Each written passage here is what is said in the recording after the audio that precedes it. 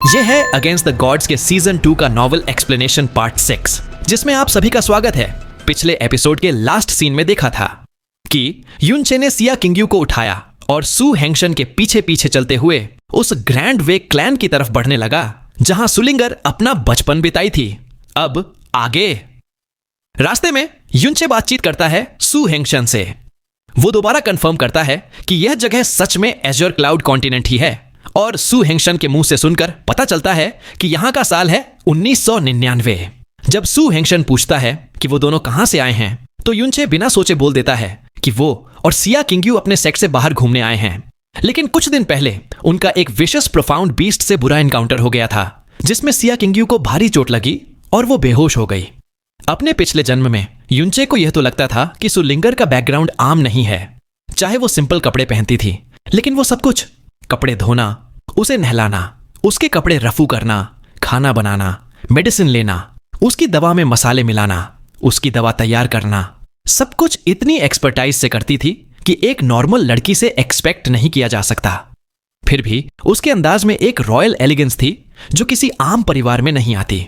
और अब उसकी सू हेंगशन से बात करके पता चलता है कि सू हेंगशन है ग्रैंड वेक क्लैन का करंट सेक्ट मास्टर और सुलिंगर वो तो ग्रैंड वेक क्लैन की एक तरह से प्रिंसेस ही है।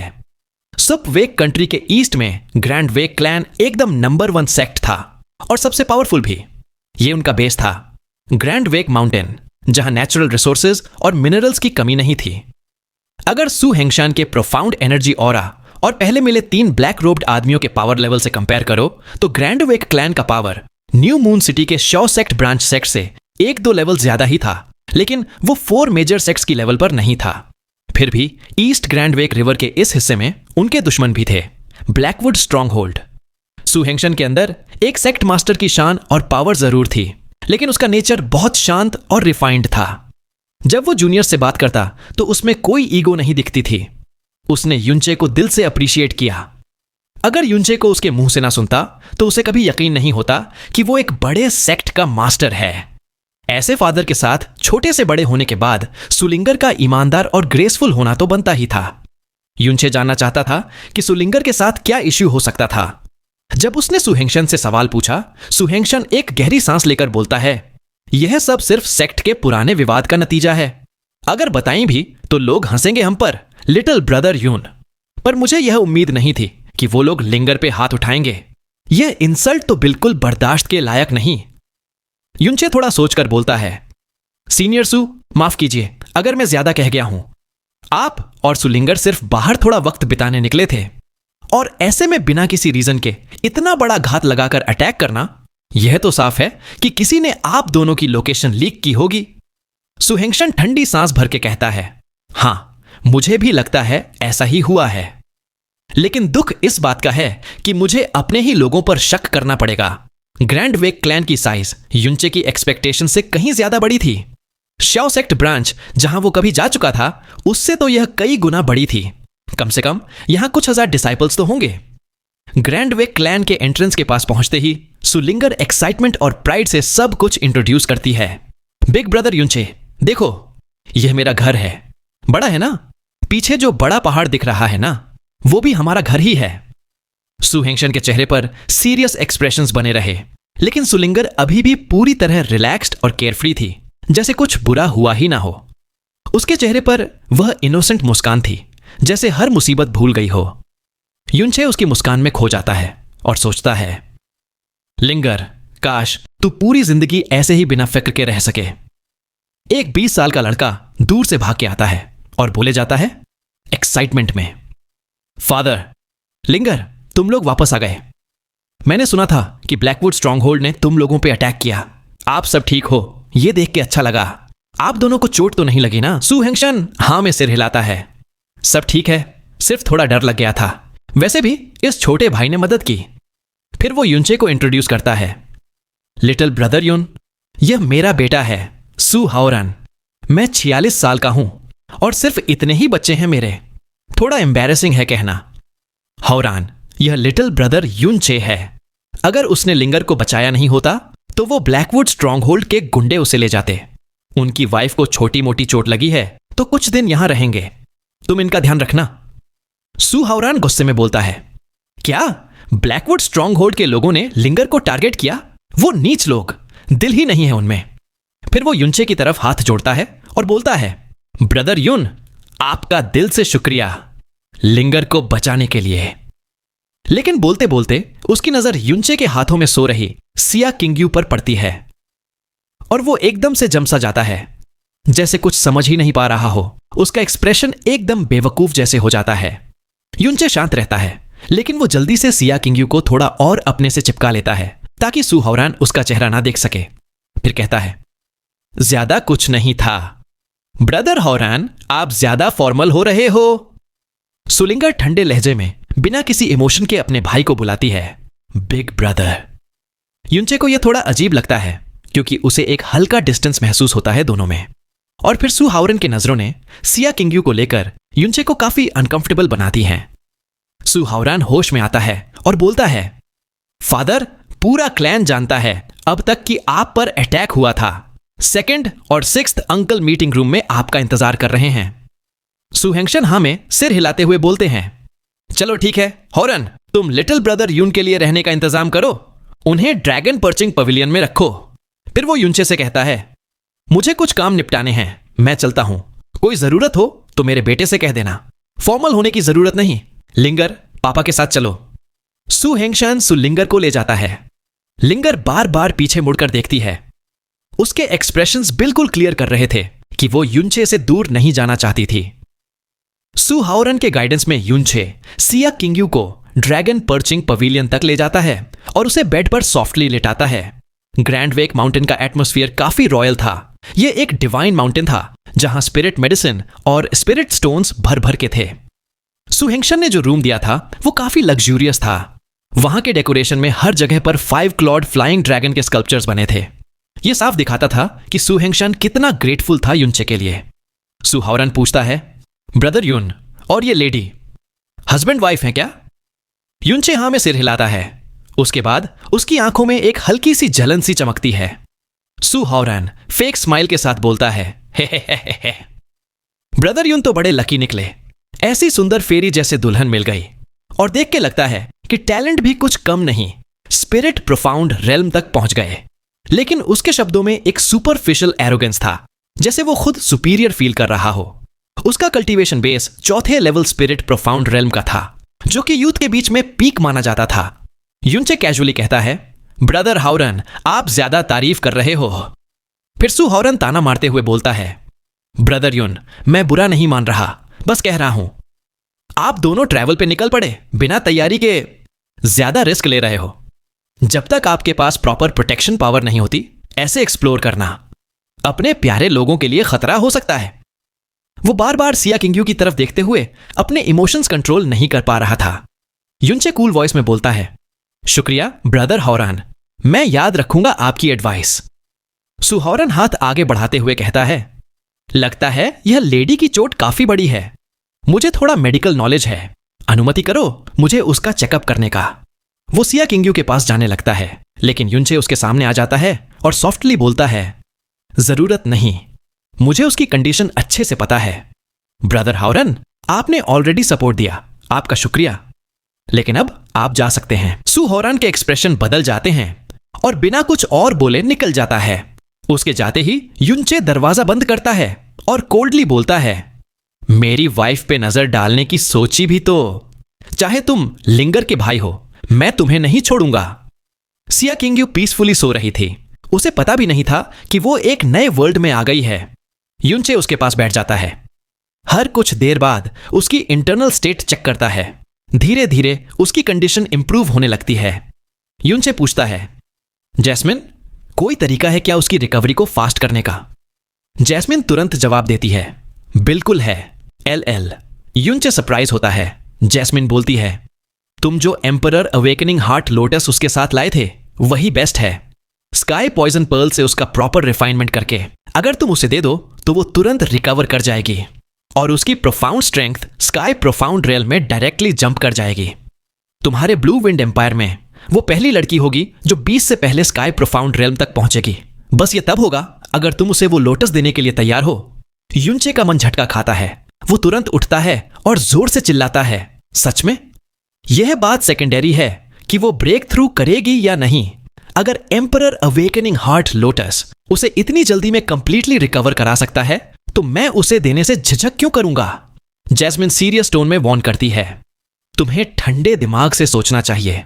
एम्परर अवेकनिंग हार्ट लोटस को ब्लू विंड एम्पायर में एक सेक्रेड ऑब्जेक्ट माना जाता है और यह कोई गलत बात नहीं है। इस लोटस को यूज करने के बाद शायद ब्लू विंड एम्पायर में अगले 1000 सालों तक इसका कोई सब्स्टिट्यूट ना मिले। अगर तुम इससे उस पर इस्तेमाल करते हो, इसका मतलब है तुमने एक बड़ा चांस हमेशा के लिए गवा दिया। उसके अलावा तुम्हारे पास डिवाइन बीस्ट ब्लड लाइन्स हैं और तुम्हारी बॉडी में प्राइमोर्डियल गॉड आर्ट्स भी हैं। तुम्हारा एक लेवल का प्रोफाउंड पावर गेन किसी और से कई गुना ज्यादा होता है। अगर तुम इस लोटस को अपने लिए यूज करते तो जो स्ट्रेंथ बूस्ट मिलता वो उससे कहीं ज्यादा होता। मेरी नजर में अगर तुम इसे सैक्रिफाइस करते हो तो वो एक बेकार और बेवकूफी भरा डिसीजन होगा। युनचे 2 कदम पीछे हट जाता है, थोड़ी देर सोचता है, फिर बिना हेजिटेट किए दोनों हाथों में एम्परर अवेकनिंग हार्ट लोटस उठा लेता है। चाहे लोटस हवा में खुला था, स्काई पॉइजन पर्ल के पावरफुल ऑरा में लपेटा होने की वजह से उसका एसेंस लीक नहीं हुआ था। वो डिसीजन ले चुका होता है। युनचे कहता है, मेरे लिए पावर बढ़ाना इंपॉर्टेंट है, लेकिन वो मेरी पत्नी है। उसकी रिकवरी मेरे लिए अपनी पावर से ज्यादा जरूरी है। अगर उसकी जगह यहां तुम होती तो मैं तब भी वही करता। जैस्मिन कुछ कहने जा रही थी, लेकिन युनचे की बात सुनकर एकदम चुप हो जाती है। काफी देर तक वो कुछ नहीं बोलती। एम्परर अवेकनिंग हार्ट लोटस को स्काई पॉइजन पर्ल के एमरल्ड लाइट से रैप कर दिया जाता है। धीरे धीरे उसका सारा एसेंस रिफाइन हो जाता है। हल्के नीले और लाल रंग के पाउडर फ्लेक्स यूं ही गिरते हुए युनचे के हाथों में आते हैं। अंत में सिर्फ एक ड्रैगन की आंख के साइज की शाइनिंग नीली पर्ल बची रहती है। वो एम्परर अवेकनिंग हार्ट पिल थी। एक मंत्र मुग्ध करने वाली खुशबू हवा में फैल जाती है। युनचे एक गहरी सांस लेता है और तुरंत फील करता है कि उसका पूरा शरीर रिलैक्स हो गया है। उसका ब्लड सर्कुलेशन भी ताजा हो जाता है। इतनी प्रेशियस सीक्रेट आइटम होने के बावजूद इस पिल का रिफाइनमेंट काफी मुश्किल होता। दूसरे लोग शायद इसका 1/3 इफेक्ट के साथ ही पिल को बना पाते, लेकिन युनचे के हाथों में स्काई पॉइजन पर्ल की मदद से 100% इफेक्टिवनेस अचीव होती है। इसलिए उस पिल का इफेक्ट जो अब उसके हाथ में था वो ओरिजिनल रिकॉर्ड से 2 से 3 गुना तक ज्यादा पावरफुल था। रिकॉर्ड्स के अकॉर्डिंग यह पिल किसी को अर्थ प्रोफाउंड रेल्म से स्काई प्रोफाउंड रेल्म तक ले जा सकता है। पर युनचे को तो खुद ही शक था कि इस पिल के बाद सिया किंग्यू का प्रोफाउंड स्ट्रेंथ कल्टीवेशन किस लेवल तक चला जाएगा। सिर्फ उसकी खुशबू से किसी का भी शरीर कंप्लीटली रिलैक्स्ड हो जाता। अब समझना मुश्किल नहीं था कि इसे खाने के बाद क्या ट्रांसफॉर्मेशन आएगा। इसकी अट्रैक्टिवनेस ऐसी थी जो किसी भी प्रोफाउंड प्रैक्टिशनर, चाहे वो सालों से कल्टीवेट करता हो, उससे इग्नोर नहीं कर सकता। युनचे उस पिल को देखता है, लेकिन उसकी आंखों में कोई लालच या हेजिटेशन नहीं होती। अगर सिया किंग्यू ने उसकी जिंदगी ना बचाई होती तो वो कब का मर चुका होता। तो फिर उसके लिए इतना तो बनता ही है। वो आगे बढ़ता है, धीरे से सिया किंग्यू के होंठों को हल्का सा खोलता है और वह एम्परर लेवल पिल उसके मुंह में रख देता है। फिर हल्का सा प्रोफाउंड एनर्जी का पुश देता है ताकि पिल उसके बॉडी में चला जाए। जैस्मिन अब भी कुछ नहीं कहती, वो सिर्फ चुप रहती है। क्लैंक की आवाज के साथ युनचे का ऑरा टच करते ही वह पिल उसकी प्रोफाउंड स्ट्रेंथ का इंतजार किए बिना अपने आप से ही सिया किंग्यू के शरीर में घुल जाती है। सिया किंग्यू के शरीर से एक मून वाइट डिवाइन लाइट चमकती है। यह लाइट इतनी शांत और जेंटल थी कि उसमें कोई टर्ब्यूलेंस नहीं था। जनरली ऐसे पावर हाउस पिल अंदर जाते ही भूचाल मचा देते हैं। अगर प्रॉपरली रिफाइन नहीं हुए तो वह बॉडी को जलाकर खत्म भी कर सकते हैं, लेकिन यह एम्परर अवेकनिंग हार्ट पिल उसके अंदर रिपल के जैसे स्मूथली फैल गई। वह पावर आराम से हर एक सेल में समाती गई, बिना किसी दर्द, बिना किसी स्ट्रगल के। उसके रूप में चमकीली लाइट के नीचे सिया किंग्यू की सांस धीरे धीरे रेगुलर होने लगती है। युनचे डिलाइट के साथ नोटिस करता है कि उसके सारे डैमेज्ड मेरिडियंस रैपिड स्पीड पे हील हो रहे हैं। उसके ब्लड का फ्लो भी काफी शांत हो जाता है। फिर उसके गोरे गाल पे एक हल्का सा ब्लश का रंग उभरता है और युनचे उस मोमेंट का विटनेस बनता है जब सिया किंग्यू धीरे धीरे अपनी आंखें खोलती है। सिर्फ एक 8वां घंटा में वह कंप्लीटली होश में आ जाती है। युनचे को यह सीन एक सपने जैसा लगता है। सिया किंग्यू आसपास देखती है, उलझन भरी आंखों से, जैसे सपना देख रही हो। फिर बोलती है, कहाँ हैं हम? उसकी मेमोरी में वो अभी भी हेवन बेसिन में थे, डार्कनेस और कोल्ड में गिरे हुए। उसके अंदर एक गर्माहट फ्लो कर रहा होता है। उसका इंटायर बॉडी विस्परिंग एनर्जी से रिजुविनेट हो रहा था। युनचे तुरंत उसके कंधों को पकड़ के जेंटली बोलता है, उठना मत, यह जगह सुरक्षित है। फिक्र मत करो, तुम सपना नहीं देख रही, हम बच गए हैं, मैं ठीक हूं और तुम भी जल्दी पूरी तरह रिकवर कर जाओगी। फिर वह उसे शांति से सब कुछ एक्सप्लेन करता है, कैसे वह हेवन बेसिन के बीस्ट के अंदर से निकले और यहां तक पहुंचे। लेकिन वह थोड़ा ट्विस्ट के साथ स्टोरी बताता है, कहता है कि उसे वहां एक स्पेस एट्रीब्यूट ट्रेजर मिल गया था जिसकी वजह से वो टेलीपोर्ट हो गए। वह यह नहीं बताता कि यह दुनिया एक फैंटेसी वर्ल्ड यानी सपने की दुनिया है। सिया किंगयू के अंदर एम्परर अवेकनिंग हार्ट पिल अब भी काम कर रहा था, उसकी प्रोफाउंड एनर्जी को तूफान जैसी स्पीड से वापस ला रहा था। शायद 2 घंटे के अंदर वह कंप्लीटली हील हो जाए। सिया किंगयू अपने अंदर से फैलती गर्माहट को महसूस कर लेते ही बस एक यही रियलाइजेशन तक पहुंचती है। वो पूछती है, तुमने मुझे एम्परर अवेकनिंग हार्ट लोटस दे दिया? युनचे हाँ में सिर हिलाता है और थोड़ा मुस्कुराते हुए बोलता है, मैं पहले थोड़ा दुविधा में था पहले, लेकिन जैसे तुमने कहा था उसका मेडिसिनल पावर बहुत जेंटल था, बिल्कुल रिस्क नहीं था। सिया किंगयू बोलती है, लेकिन युनचे उसकी बात बीच में ही काटकर बोलता है, कोई लेकिन वेकिन नहीं। हल्का सा हाथ झटकता है, फिर उसके सॉफ्ट हाथों को अपने हाथों में ले लेता है और बोलता है, तुमने अपनी जान दांव पे लगाई मेरी जान बचाने के लिए। फिर एक लोटस क्या चीज है? वैसे भी हम कुछ अलग अलग नहीं हैं, हम पति पत्नी हैं। अचानक युनचे के हाथ पकड़ने पर सिया किंगयू का दिल एकदम से हल्की कंपी महसूस करता है। जैसे कोई स्ट्रगल करना चाहती थी, वह धीरे धीरे अपना हाथ छुड़वाने की कोशिश करती है, लेकिन युनचे की स्ट्रॉन्ग की ग्रिप के सामने फेल हो जाती है। हर बार हल्के से कोशिश करती पर हार जाती। उसका दिल तेज धड़क रहा होता है। चाहे वह फ्रोजन हार्ट आर्ट्स को एक्टिवेट करती है अपने इमोशंस दबाने के लिए, पर फिर भी फेल हो जाती है। शादी के इतने समय के बाद भी यह पहली बार था जब दोनों ने इस तरह हाथ पकड़े थे। उसके हाथ ठंडे, नरम और जेड जैसे सॉफ्ट थे। युनचे को उन हाथों से छूटने का मन ही नहीं करता था। चुप खामोशी में दोनों एक मोमेंट में खो जाते हैं। दोनों किसी भी बात से इस पल को तोड़ना नहीं चाहते। तभी नॉक नॉक नॉक के साथ बाहर से हल्की सी आवाज आती है, ग्रेसफुल कदमों की, और फिर नॉक होता है। युनचे बिना हाथ छोड़े कहता है, कौन है? मीठी सी आवाज आती है, बिग ब्रदर युनचे, क्या आप अंदर हो? मैं लिंगर हूं। सुलिंगर की कोयल जैसे खुशनुमा आवाज हवा में गूंजती है। युनचे तुरंत दरवाजा खोलता है। सामने खड़ी थी सुलिंगर, हल्के हरे कलर के कपड़े पहने। एक छोटी सी मुस्कान उसके चेहरे पर होती है। जैसे ही उसकी नजर युनचे पर पड़ती है, वो खुश होकर बोलती है, बिग ब्रदर युनचे। सुलिंगर का नन्हा सा मासूम चेहरा देखते ही युनचे के चेहरे पे मुस्कान के साथ एक गर्माहट आ जाती है। उसके दिल के कोने में जो खुशी उभरती है वो किसी भी और चीज से तुलना नहीं की जा सकती। बस उसे शांति से देखकर ही लगता है जैसे जिंदगी में और कुछ भी चाहिए ही नहीं। उसे यह नहीं पता होता कि सुलिंगर के दिल में भी उसी वक्त वही एहसास जाग रहा था। युनचे के लिए यह कनेक्शन पिछले जन्म का था, जबकि सुलिंगर के लिए यह बस एक सिंपल बिना वजह वाला सुकून था। एक खुशी थी जो बस मिलने से महसूस होती थी।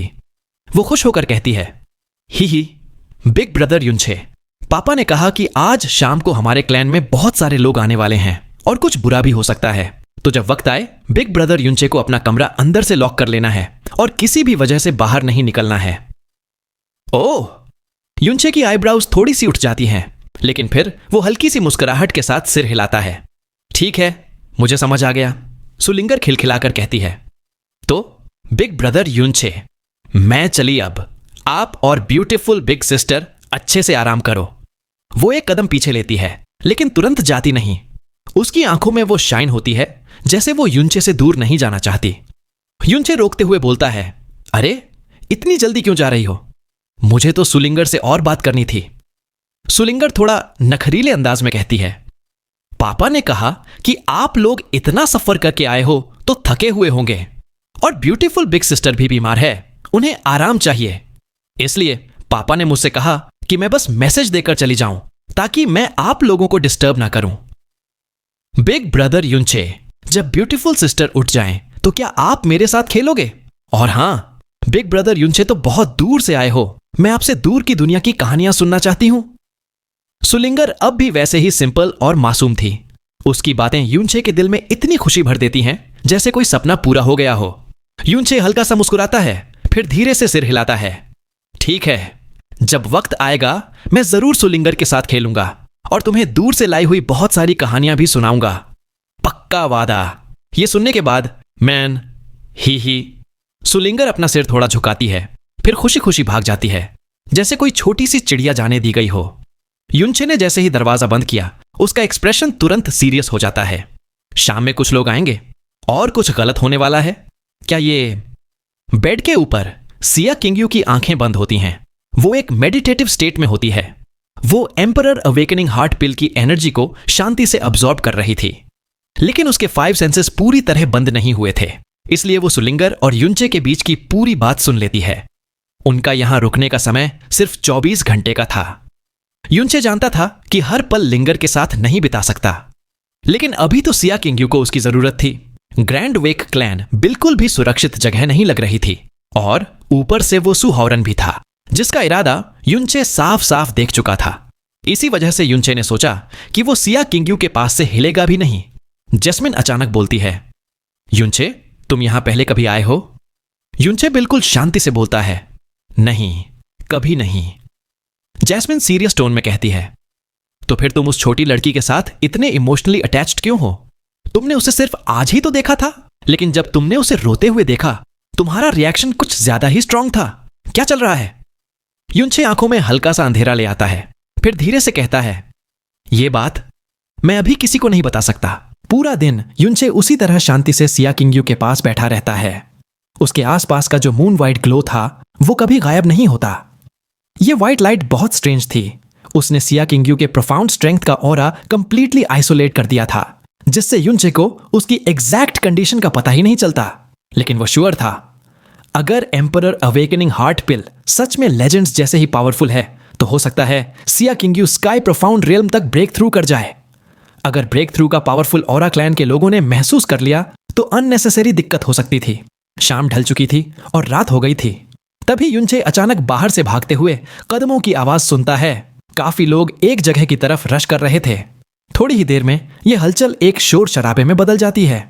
युनचे अपने एनहांस्ड हियरिंग से कभी कभी छोटी सी हंसी, तो कभी कोई गुस्से भरी आवाज सुन पाता है। वो बेड पे सो रही सिया किंग्यू को चेक करता है और फिर चुपके से खिड़की तक जाकर जरा सा उसमें छेद ओपन करता है और उन आवाजों का सोर्स देखने लगता है। कॉन्फ्रेंस हॉल के सामने ऑलरेडी काफी भीड़ जमा हो चुकी थी। एक तरफ थे ग्रैंड वेक क्लैन के लीडर्स और डिसाइपल्स। सु हेंगशन उनका लीड ले रहा था। उसकी आंखें गुस्से से भरी हुई थीं। और दूसरी तरफ थे 300 काले कपड़े पहने हुए आदमी। उनके बीच में खड़े थे कुछ अलग कपड़ों में मिडिल एज्ड दिख रहे लोग। और सबसे सामने कुर्सी में बैठा था एक बुजुर्ग आदमी, जैसे कोई घमंडी देवता हो। उसकी आंखें आधी बंद और हर चेहरे पे एक तुम सब मेरे नीचे हो वाला एटीट्यूड। सु हेंगशन गुस्से में बोलता है, सु हेंगयुए, मैं हमेशा तुम्हें अपना छोटा भाई मानता रहा। तुमने जब क्लैन मास्टर बनने में मेरे अगेंस्ट कंपीट किया था, तब भी मैंने कुछ नहीं कहा। इतने सालों तक मैंने क्लैन का सारा रिसोर्स तुम्हारे विरोध होने के बावजूद तुम्हें देता रहा, लेकिन तुमने तो हद ही कर दी। तुम ब्लैकवुड स्ट्रांग होल्ड जैसे सनसनीखेज लोगों से मिल गए। ये कैसा बदला दिया तुमने अपने पुरजों का, अपने बाप का। फिर उसकी नजर एक और आदमी पर पड़ती है। और तुम ली युनजी, जब तुम मरने के करीब थे, कौन था जिसने तुम्हें बचाया? कौन था जिसकी वजह से तुम 10 साल तसल्ली से जी पाए? ऐसी एहसान फरामोशी का जवाब यह है। ली युनजी थोड़ा पीछे हट जाता है। उसका चेहरा थोड़ा गिल्ट में होता है, लेकिन वो तुरंत बोलता है, पुराने क्लैन मास्टर का एहसान मैं कभी नहीं भूल सकता, लेकिन मैं ये भी नहीं देख सकता कि उनका बनाया हुआ क्लैन किसी इनकेपेबल आदमी के हाथों बर्बाद हो। सु हेंगशान, तुम अपनी जिद्दी सोच से पूरे क्लैन का फ्यूचर डिस्ट्रॉय कर रहे हो। वो चाबी हमें दे दो, तभी ग्रैंड वेक क्लैन कभी ऊपर उठ पाएगा। सु हेंगयुए भी बीच में बोल पड़ता है, यह सब सच है। बाबा ने क्लैन मास्टर की पोजीशन तुम्हें देकर जिंदगी की सबसे बड़ी गलती की थी। अगर तुमने टाइम पे चाबी दे दी होती और ब्लैकवुड स्ट्रांग होल्ड से हाथ मिला लिया होता, तो आज के दिन तक हम ईस्ट रिवर के मास्टर्स होते। तुम्हारी जिद हमारे लिए बोझ बन गई है। वो फिर बाजू में बैठे बुजुर्ग एल्डर की तरफ देखकर बोलता है, अब तो एल्डर्स भी तुम्हारी लीडरशिप से बोर हो चुके हैं। अपनी गलती मान लो, सु हेंगशन और क्लैन मास्टर की सीट छोड़ दो। तुम्हारे लिए अच्छा होगा कि तुम बस एक टीचिंग एल्डर बन जाओ। सु हेंगशन एक तीखी हंसी के साथ बोलता है, बकवास बंद करो। ब्लैकवुड स्ट्रांग होल्ड हमेशा से गंदा नाम लेकर चलता रहा है। उसकी नजर हमारे ग्रैंड वेक माउंटेन के रिसोर्सेज पर लगी रहती है। अगर हम उनसे हाथ मिला लेते हैं तो हम खुद ही अपनी रेप्यूटेशन मिट्टी में मिला देते। और जो क्लैन का ट्रेजर है उसे सिर्फ तब निकालने की बात थी जब कोई बहुत जीनियस जन्म ले, वरना वो ट्रेजर खराब होती। अगर मैं उसे अभी दे दूं तो वो हमारे एंसेस्टर्स की इंसल्ट होती। तभी एक मिडिल एज्ड आदमी एक ब्लैक रोब पहने हुआ आगे बढ़ता है और बोलता है, क्लैन मास्टर सू की बात थोड़ी सी कड़वी जरूर है, लेकिन हम सच में ग्रैंड वेक क्लैन से दोस्ती चाहते हैं। आप मुझे मेडिसिन और प्रेशियस स्टोन्स दो, मैं आपको डिवाइन वेपन्स दूंगा। विन विन सिचुएशन है, दोनों को फायदा। ब्रदर हेंग्यू की सोच आपसे काफी आगे है। आपके जैसे सोच की वजह से ही ग्रैंड वेक क्लैन पीछे रह गया है। सू हेंगशान गुस्से से उस आदमी की तरफ घूरते हुए चिल्लाता है, हेमू चिंग्या, तेरे से अब तक मुद्दा क्लियर भी नहीं हुआ कि सुबह तूने मेरी बेटी को किडनैप करने की कोशिश की, ऊपर से तू खुद यहां आ गया। तू एक 10 साल की लड़की तक को नहीं छोड़ा। तू इस ब्लैकवुड स्ट्रॉन्ग होल्ड का लीडर होने के लायक नहीं है। हाइमू चिंग्या बिल्कुल भी इफेक्ट नहीं होता। वो मुस्कुराता हुआ बोलता है, हे सू क्लैन मास्टर, आप गलत समझ रहे हैं। मैं तो बस आपकी बेटी को एक ऑनर्ड गेस्ट के रूप में बुलाना चाहता था। किडनैप जैसा लफ्ज थोड़ा बुरा लगता है। सू हेंगशान के मुक्के कस जाते जाते हैं। वो गुस्से से बोलता है, सच में? हेमू चिंग्या, अगर तुमने आज रात तक मुझे बाकी सब चीजों का एक्सप्लेनेशन नहीं दिया तो यहां से जिंदा जाने की सोचना भी मत। हाइमू चिंग्या बस 2 कदम पीछे चलता है, हाथों फोल्ड करके रिलैक्स्ड तरीके से खड़ा हो जाता है, बिल्कुल चिल मोड में। उसके एक्सप्रेशन से साफ था वो यहां बस मजा लेने आया है। चाहे कौन जीते या हारे, उसका फायदा तो पक्का था ही।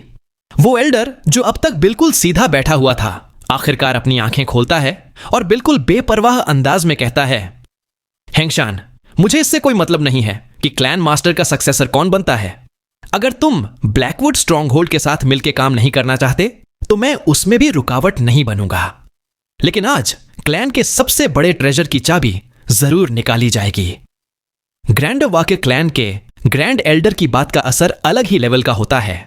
सू हेंगशन के चेहरे का रंग तुरंत बदल जाता है, लेकिन बिना सोच विचार के वो सीधा बोलता है, यह तो कभी नहीं होगा। माहौल और भी ज्यादा टेंस हो जाता है।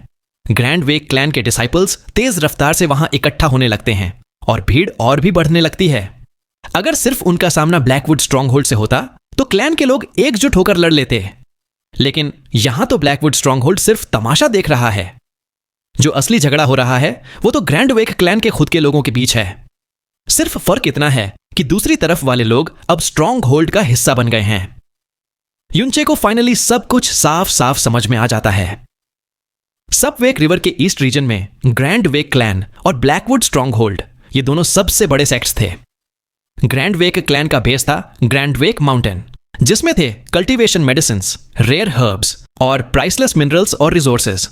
वहीं ब्लैकवुड स्ट्रॉन्ग होल्ड अपने ब्लैकवुड माउंटेन रेंज में बेस था, जहां पर मेटल्स और रेयर स्ट्रेंज स्टोन्स मिलते थे। दोनों सेक्ट्स के नेचुरल रिसोर्सेज अलग अलग होते हुए भी एक दूसरे को परफेक्टली कॉम्प्लीमेंट करते थे। ब्लैकवुड स्ट्रॉन्ग होल्ड ने हमेशा ग्रैंड वेक क्लैन के साथ मिलकर काम करने की कोशिश की थी, ताकि दोनों मिलकर रिसोर्स शेयरिंग में फायदा उठा सकें। लेकिन उनके काम करने का तरीका घटिया था और उनकी रेप्यूटेशन तो वैसे भी घटिया थी। ग्रैंड वेक क्लैन के एल्डर्स कई बार हाथ मिलाने के फेवर में रहे, लेकिन हर बार के सक्सेसिव क्लैन मास्टर्स ने क्लियरली इनसे मना कर दिया। यह सब चलता रहा जब तक सू हेंगशन की जनरेशन नहीं आ गई। ब्लैकवुड स्ट्रॉन्गहोल्ड, जो पहले ग्रैंड वेक से आधा लेवल नीचे था, उसने अचानक एक एक्सप्लोसिव ग्रोथ दिखाई और आज के वक्त में ग्रैंड वेक क्लेन के बराबर तक आ गया। यह देख के एल्डर्स का रुझान स्ट्रॉन्गहोल्ड की तरफ और बढ़ने लगा। ईस्ट रिवर पे जबरदस्ती राज करने वाले लोग दिन ब दिन बढ़ते गए और सू हेंगशन पे प्रेशर हर दिन हैवी होता गया। लेकिन आज का जो आमना सामना हो रहा था, उसका असली रीजन ये सब नहीं था। असली वजह एक ऐसा ऑब्जेक्ट था जो ग्रैंड वेक क्लैन के पुर्जों से छिपा सदियों तक संभाला गया था। एक मिस्टीरियस क्लैन ट्रेजर। यह आइटम एक जगह से लाया गया था, सदर्न बॉर्डर होली लैंड। वहां से एक पुराने एल्डर ने इसे पाया था। कहा जाता था कि यह चीज एक सेक्रेड ऑब्जेक्ट ग्रेड एन की थी, एक ऐसी दुनिया का रेयर आइटम जिसको पाकर कोई भी सेक्ट का फॉर्चून पलट सकता है। अरे रुको, कहां जा रहे हो? अगर आप लोग चाहते हो कि मैं इस नोबेल को ऐसे ही एक्सप्लेन करता रहूं, तो फिर वीडियो को लाइक करके कमेंट सेक्शन में जरूर बताना ये वीडियो कैसा लगा। साथ ही चैनल को सब्सक्राइब करके बेल आइकन को ऑल पर सेट कर लेना, जिससे जैसे ही मैं आगे के एपिसोड अपलोड करूं, आप तक पहले नोटिफिकेशन आए और आप पहले वीडियोस को देख पाए।